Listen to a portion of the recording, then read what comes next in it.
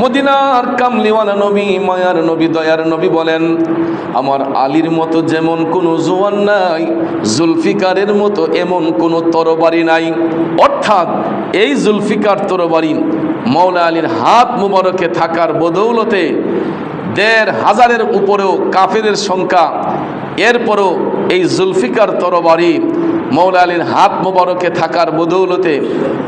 বদরের যুদ্ধে মুসলমানদের পক্ষে একটা বিশাল বিজয় এসেছে। অর্থাৎ রসুল বলেছেন যে আমার আলীর মতো যেমন কোনো জওয়ান নাই, জুলফিকারের মতো এমন অন্য তরবারিও নাই, যেই তরবারি ইসলামের অনেকটি যুদ্ধে অগ্রণী ভূমিকা রেখেছে, বিশেষ করে ঐতিহাসিক বদর এবং কারবালার ময়দানে ইমাম হুসাইন রাদিয়াল্লাহু তাআলা আনহু এই জুলফিকার তরবারি হাতে নিয়ে তিনি মুসলমানদের পক্ষে, সত্যের পক্ষে বেঈমান মুনাফিকদের বিরুদ্ধে এই তরবারি কাজ করেছিল।